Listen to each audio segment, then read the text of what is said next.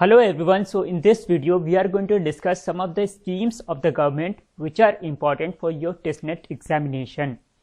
So basically there are a lot of schemes, at least 100 to 150 schemes if you will count them all.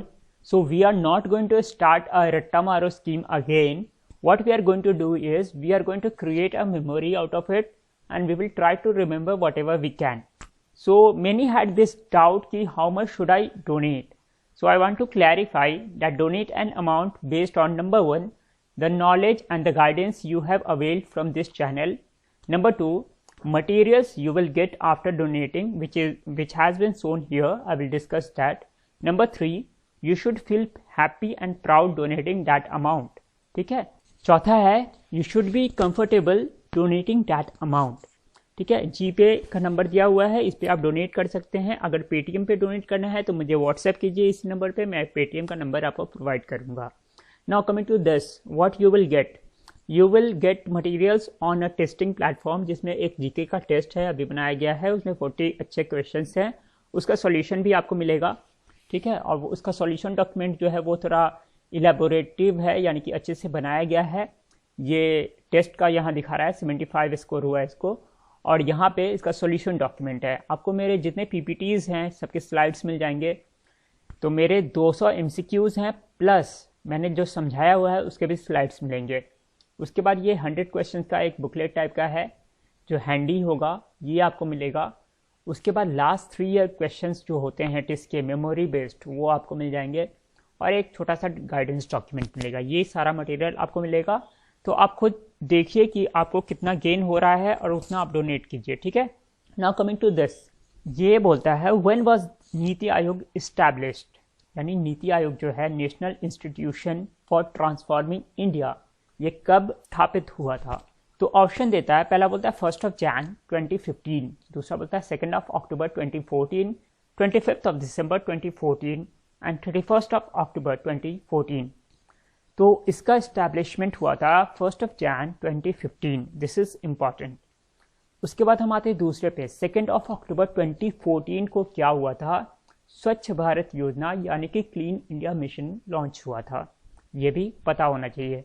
25 दिसंबर 2014 को क्या हुआ था, good governance day launch हुआ था. तब से हर एक साल 25 दिसंबर को, जबकि जन्मदिन था अटल बिहारी वाजपेयी का, तब से हम मना रहे हैं उसको कैसे, गुड गवर्नेंस डे के रूप में. उसके बाद 31 अक्टूबर 2014 को क्या मनाया गया था, नेशनल यूनिटी डे, और तब से हम वही मना रहे हैं, सरदार पटेल का बर्थडे था उस दिन. तो हमने देख लिया था ये चेयरमैन जो होते हैं नीति आयोग के वो पीएम होते हैं. सीईओ अभी जो हैं उनका नाम है अमिताभ कांत, और वाइस चेयरमैन जो है वो है राजीव कुमार. ठीक है. वेयर एज अरविंद पनागारिया जो थे वो पहले वाइस चेयरमैन थे. ठीक है. यहाँ प्रेसिडेंट लिखा हुआ है. उसके बाद ओडीएफ समझते हैं कि स्वच्छ भारत योजना जो था उसके अंदर एक ओडीएफ होता था स्टेटस, ओपन डेफेकेशन फ्री. तो ओपन डेफेकेशन फ्री इंडिया बनाने की ज़रूरत क्या है, बिकॉज ऑफ रोटा वायरस जो होता है ना, वो फेकल मटेरियल जो होता है उससे पानी में आता है और ड्रिंकिंग वाटर जो होता है उसमें चला जाता है, और बाद में जब बच्चे उसको पीते हैं तो बच्चों में बहुत ज़्यादा बीमारी होता है, और जिससे कॉलेरा वगैरह, जिससे उनका डेथ हो जाता है. तो इंडिया में जो चाइल्ड मोर्टालिटी है वो बहुत ज़्यादा है, और ज़्यादा होने का एक कारण रोटा वायरस है जो कि ओपन डेफिकेशन से फैलता है. तो ये पता होना चाहिए रोटा वायरस के बारे में थोड़ा सा. अब आते हैं सेकंड क्वेश्चन पे. ये बोलता है recently vision 2030 public health surveillance in India report was release. तो किसके द्वारा ये रिलीज हुआ था, तो अभी से कुछ दिन पहले, मतलब 15-20 दिन पहले ये रिपोर्ट आया है, तो थोड़ा इम्पॉर्टेंट है. Vision 2035 public health surveillance in India. A बोलता है ICMR यानी कि Indian council on medical research. B बोलता है serum institute and Bill and Melinda Gate foundation. C बोलता है नीति आयोग, एंड डी बोलता है ministry of health and family welfare. तो इसका आंसर फिर से नीति आयोग होगा. This is very important. Now we will see what are the various indices and reports which are released by NITI Aayog and some of the initiative of NITI Aayog which are important. तो पहला जो initiative है वो है अटल इनोवेशन मिशन, यानी कि जो बच्चे होते हैं उनको इनोवेटिव बनाने के लिए अटल इनोवेशन मिशन लॉन्च किया था नीति आयोग ने। इसके अंदर स्कूल्स में अटल टिंकरिंग लैब बनाए जाते हैं। उसके बाद बोलता है स्कूल एजुकेशन क्वालिटी सर्वे। तो स्कूल एजुकेशन क्वालिटी सर्वे जो होता है वो गवर्नमेंट स्कूल का क्वालिटी सर्वे करता है और ये नीति आयोग द्वारा किया जाता है। This is important. जबकि ऐसा ही कुछ सर्वे होता है असर होता है annual state of education report, जो कि निकाला जाता है प्रथम द्वारा। प्रथम is an NGO. So next है एस्पिरेशनल डिस्ट्रिक्ट प्रोग्राम। तो ये बेसिकली एक प्रोग्राम है for the least developed district of India. यहाँ यूफेमिज्म का यूज किया गया है, उसको लीस्ट डेवलप्ड नहीं बोल के एस्पिरेशनल बोला गया है, लेकिन वो लीस्ट डेवलप्ड हैं। कितने डिस्ट्रिक्ट हैं? पहले 115 थे, अभी उसमें 2 और ऐड किया गया है, 117 है। उसके बाद है नेशनल अचीवमेंट सर्वे। ये बहुत ज़्यादा इंपॉर्टेंट है क्योंकि जनवरी में ये निकला है। तो नैस करके इसको बोलते हैं, नेशनल अचीवमेंट सर्वे। इसमें दिल्ली गवर्नमेंट स्कूल जो है उसकी बहुत बड़ाई हुई है। मतलब स्कूल्स का ये सर्वे होता है एक तरह से, तो दिल्ली गवर्नमेंट स्कूल को बहुत प्रेज किया गया है। उसके बाद है नेशनल इनोवेशन इंडेक्स। मैंने पहले भी इस पर क्वेश्चन बनाया हुआ था कि जो ग्लोबल इनोवेशन इंडेक्स होता है वो वीपो निकालता है। वीपो means world intellectual property organization, जबकि नेशनल इनोवेशन इंडेक्स जो है वो निकालता है नीति आयोग। इस बार जो निकला है दूसरा निकला है, अभी से शायद दिसंबर में निकला था। तो उसमें फर्स्ट रैंक किसको मिला है? कर्नाटका को, सेकेंड मिला है महाराष्ट्र को एंड थर्ड मिला है तमिलनाडु को, यानी कि KMT। Now coming to this SDG index. ये भी एक इंडेक्स है जो कि नीति आयोग निकालता है, और SDG इंडिया इंडेक्स बोलना चाहिए, नीति आयोग निकालता है। इसमें इसको हेल्प करता है UN। So these are important reports. अब आते हैं एक और रिपोर्ट इसने निकाला था लास्ट ईयर, आई थिंक जनवरी फरवरी में। वो है ब्लॉकचेन द इंडियन स्ट्रैटेजी। तो सबसे पहले समझते हैं ये ब्लॉकचेन होता क्या है। तो ब्लॉकचेन कुछ नहीं होता है। ब्लॉकचेन जो होता है एक तरह का पब्लिक लेजर होता है। तो लेजर क्या होता है? लेजर होता है एक तरह का डायरेक्टरी जिसमें एंट्री और एग्जिट लिखा जाता है, रिकॉर्ड्स लिखे जाते हैं, तो वही होता है लेजर। तो ये एक तरह का पब्लिक लेजर होता है। जो भी ट्रांजैक्शन हो रहे हैं उसका रिकॉर्ड वहाँ पे अपने आप मतलब लिखा जाता है और वो पब्लिकली अवेलेबल होता है, उसको कोई भी देख सकता है। तो ये बहुत ज़्यादा ट्रांसपेरेंट होता है। तो blockchain is the system of recording information in a way that makes it difficult or impossible to change, hack or cheat the system. A blockchain is essentially a digital ledger of transactions that is duplicated and distributed across the entire network of computer system on blockchain. अब इसी technology का use करके bitcoins को बनाया गया है। Bitcoin mining करते हैं, उसके लिए आपको पता होगा बहुतों को, ठीक है। तो हमने बिटकॉइन डिस्कस किया था बहुत सारा। कौन सा किया था?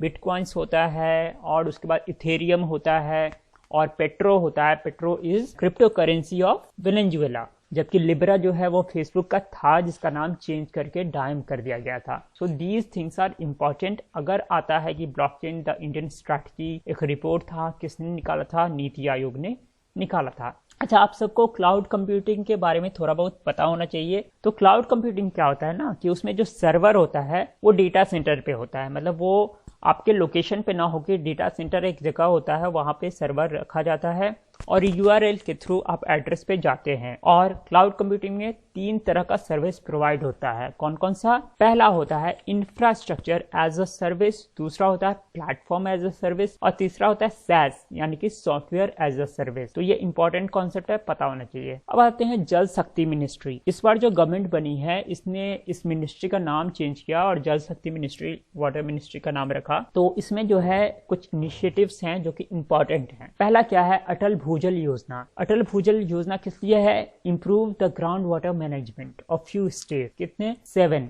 अगर आप मैप ऑफ इंडिया देखिएगा तो आप समझ जाइएगा, उत्तर प्रदेश के बगल में हरियाणा है, उसके साइड में राजस्थान है, उसके नीचे गुजरात है, फिर साइड में मध्य प्रदेश है, and then below that there is Maharashtra and then Karnataka. तो यही 7 स्टेट है जहाँ पे अटल भूजल योजना को लागू किया गया है। इसके बारे में एक और पॉइंट है जो हम बाद में देखेंगे। उसके बाद देखते हैं dam rehabilitation and improvement project, जिसको कि ड्रिप बोलते हैं। तो ये किस लिए है? ये बेसिकली जो पुराने डैम्स होते हैं उनके रेस्टोरेशन के लिए है। नेक्स्ट है जल जीवन मिशन। ये पहले रूरल एरियाज के लिए लॉन्च हुआ था जल शक्ति मिनिस्ट्री द्वारा, लेकिन अभी हम और देखेंगे point. The Jal Jeevan mission aims for providing piped drinking water to all rural household by 2024।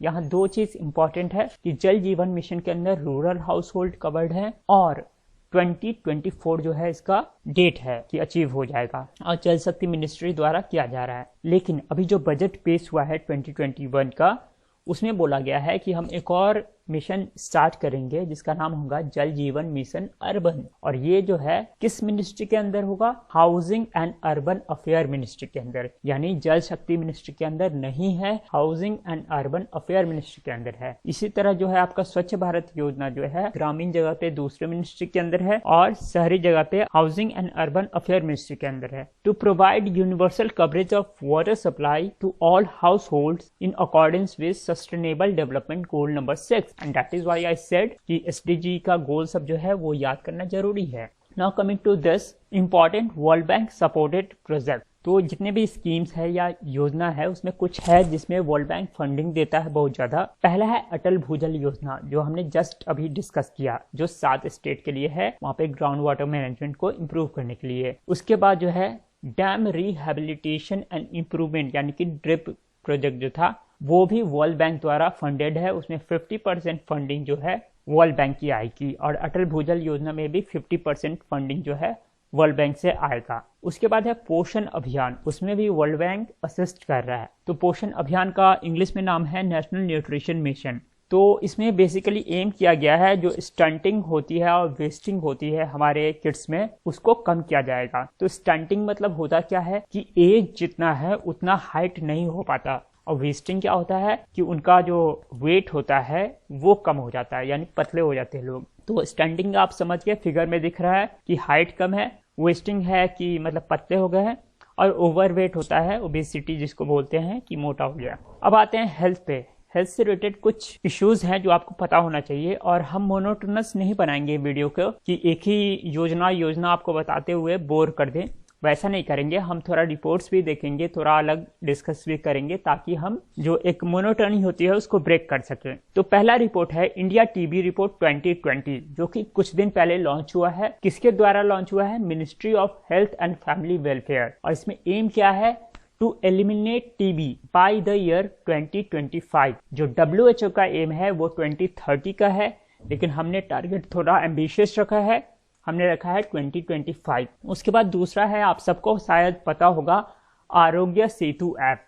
तो हो सकता है इससे क्वेश्चन बन जाए कि कौन सा ऐप कोरोना वायरस के समय लॉन्च हुआ था। तो आरोग्य सेतु ऐप। उसके बाद एक और कॉन्सेप्ट है वो समझते हैं, जूनोटिक डिजीज का। तो ये होता क्या है?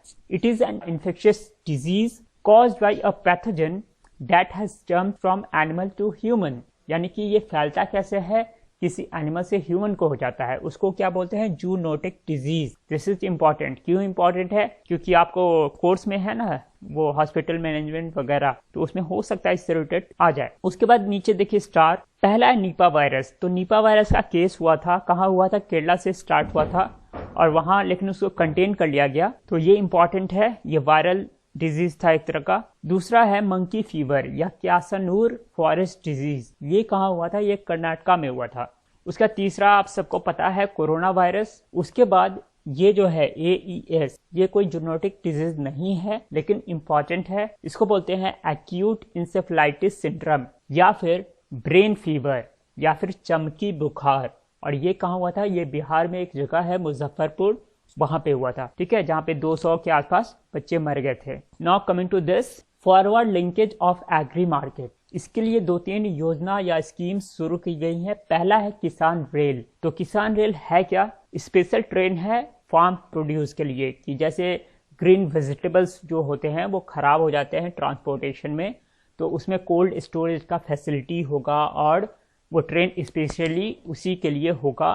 तो इससे क्या होगा कि उनका फॉरवर्ड लिंकेज हो पाएगा। बेसिकली 2 लिंकेज होता है, फॉरवर्ड एंड बैकवर्ड लिंकेज। इसका मतलब ये होता है जो मार्केट है उससे आपको कनेक्ट करेगा, एग्रीकल्चरल फील्ड या फिर गांव जो होते हैं उसको मार्केट से कनेक्ट करने को फॉरवर्ड लिंकेज बोलते हैं। तो इसके लिए ये बनाया गया है। ये इंपॉर्टेंट है। The Indian railways introduce the first Kisan rail from Deolali in Maharashtra to Danapur in Bihar in August 2020। तो हो सकता है इस पे क्वेश्चन आपको आ जाए। उसके बाद दूसरा स्कीम इसी टाइप का है, वो है कृषि उड़ान स्कीम। तो ये किस लिए है और किस मिनिस्ट्री द्वारा है? ऊपर वाला तो रेलवेज के अंदर होगा, नीचे वाला जो है वो है the scheme is to be launched by civil aviation ministry on both international and national route, which will improve the value realization on agricultural products of the farmers. The scheme will assist the farmers with more focus on north east and tribal district. तो ये दूसरा हो गया। और तीसरा जो है वो अभी जस्ट बजट में अनाउंस हुआ है। हमारे जो APMC मंडीज होते हैं को 1000 मंडियों को जो है लिंक किया जाएगा ई-नाम पोर्टल से।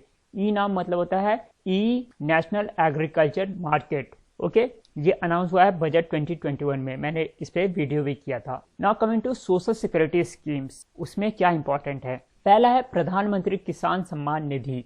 इसके अंदर आप सबको पता है कि 6000 रुपया पर ईयर दिया जाता है 3 इंस्टॉलमेंट में। तो ये एक तरह का यूनिवर्सल बेसिक इनकम आप बोल सकते हैं, उस टाइप का है। और ये इंस्पायर्ड है थोड़ा बहुत आप बोल सकते हैं कालिया स्कीम और रायतु बंधु स्कीम से। तो कालिया स्कीम कहाँ शुरू हुआ था? उड़ीसा में।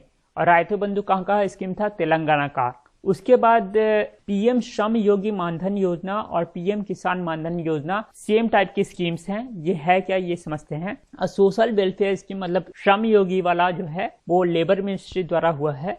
A social welfare scheme launched by Ministry of Labor and Employment for poor laborers in unorganized sector। जो अनऑर्गेनाइज सेक्टर्स में काम करते हैं उनको कोई पेंशन नहीं मिलता है या उनका कोई सोशल सिक्योरिटी नेट नहीं होता है। For minimum 18 years of age to 40 years of age। अगर वो इस एज ग्रुप में हैं और मंथली प्रीमियम भरेंगे तो उनको पेंशन की फैसिलिटी मिलेगी। और एक और कंडीशन क्या है, उनका एनुअल इनकम जो है, मंथली इनकम जो है वो 15,000 से कम होना चाहिए। तो जब वो 60 साल के हो जाएंगे तब उनको 3000 रुपया पर मंथ दिया जाएगा इस योजना के अंदर। PM किसान मानधन योजना भी उसी टाइप का है। इसमें भी आपको मंथली प्रीमियम भरना पड़ेगा ₹55 से लेके ₹200 तक डिपेंडिंग ऑन योर एज। और इसके लिए एलिजिबल हैं small and marginalized farmers, a farmer who owns cultivable land up to 2 hectares as per land records of the concerned state या UT। उसके बाद है कि उनका एज जो है 18 से 40 के ब्रैकेट में होना चाहिए, तभी इनको मिलेगा। और जब ये 60 साल के हो जाएंगे तो इनको 3000 रुपया पर मंथ दिया जाएगा। नाउ कमिंग टू दिस, ये थोड़ा ज़्यादा इंपॉर्टेंट है, कोविड स्पेशल है। यानी कि दो है गरीब कल्याण अन्न योजना और है गरीब कल्याण रोजगार योजना। तो पहला जो योजना है वो मार्च में ही जब लॉकडाउन लगा था उसी समय अनाउंस हुआ था। तो ये बोलता है it is a food security welfare scheme announced by the government of India in March 2020 during the covid pandemic in India. It is operated by Department of Food and Public Distribution under Ministry of Consumer Affairs, Food and Public Distribution. As per PMGK provides 5 kg of rice or wheat per person and 1 kg of dal to each family holding a ration card. The scale of this welfare scheme makes it the largest food security program in the world. This is very important और इसीलिए ये वाला योजना जो है वो ज़्यादा important हो जाता है। ये कहीं भी वर्ल्ड में जो फूड सिक्योरिटी स्कीम है या प्रोग्राम है उसमें सबसे बड़ा प्रोग्राम माना जाता है। उसका सेकंड है गरीब कल्याण रोजगार योजना।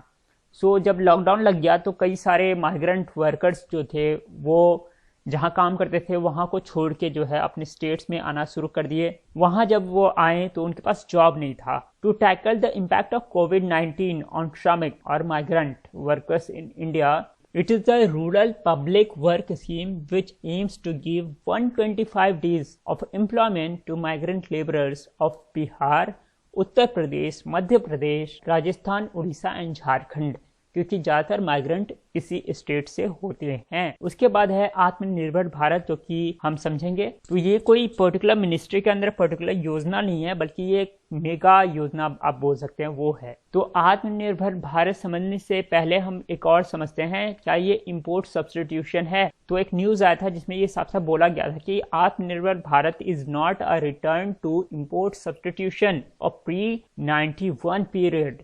इकोनॉमिक एडवाइजर द्वारा बोला गया था। तो इंपोर्ट सब्स्टिट्यूशन होता क्या है, पहले क्या होता था 91 से पहले हम फॉर एग्जांपल कोका कोला जो है उसका इंपोर्ट नहीं करते थे, उसके बदले उसी जैसा मिलता जुलता सामान बनाते थे जिसका नाम था कैंपा कोला। तो कैंपा कोला था कोका कोला के मतलब जगह पे, या फिर तो हम इंपोर्ट सब्स्टिट्यूशन करते थे, उसका सब्स्टिट्यूट बना के मार्केट में खुद से डालते थे। तो वो हम नहीं करेंगे, यानी कि हमारे यहाँ बाहर की कंपनियां अपना प्रोडक्ट बेचेंगी अभी भी, लेकिन हम ऐसा करेंगे कि हम कुछ ऐसा करेंगे कि हम सेल्फ सस्टेन हो सके, हम किसी और पे डिपेंडेंट ना रहें in the event of crisis. उसका मतलब है आत्मनिर्भर भारत। अब इसका स्लोगन क्या है, slogan initiated under Atmanirbhar Bharat includes vocal for local, ठीक है, local for global and make for world. So ये तीनों इंपॉर्टेंट है। उसके बाद इसमें जो स्टिमुलस पैकेज दिया गया था उसका टोटल वैल्यू कितना था, 20 लाख करोड़। तो ये शायद पूछ सकता है, 20 लाख करोड़ का था, जो कि लगभग 10% ऑफ GDP है। उसके बाद अभी जो बजट हुआ था, आपने अगर मेरा बजट वाला वीडियो देखा होगा तो उसमें मैंने डिस्कस किया था। तो जो फाइनेंस मिनिस्टर है उसने 6 पिलर्स ऑफ आत्मनिर्भर भारत को अनाउंस किया था। वो कौन से हैं, पहला है हेल्थ एंड वेलबींग, जो कि होना भी चाहिए कोरोना वायरस के कारण। दूसरा है कैपिटल एंड इंफ्रा, जो कि जरूरी है इन्वेस्टमेंट करना, अगर कैपिटल इन्वेस्टमेंट होता है तभी ज़्यादा फायदा होता है। तीसरा है इंक्लूसिव डेवलपमेंट, सबका डेवलपमेंट। चौथा है री इन्विगोरेटिंग ह्यूमन कैपिटल। उसके बाद है इनोवेशन एंड R&D, और लास्ट में है minimum government maximum governance. So this was all for today. In the next video we will discuss more of such schemes which are important, and some committees and commission which are also important. So this was all for today. Thank you, thanks for watching, and do revise whatever you have studied.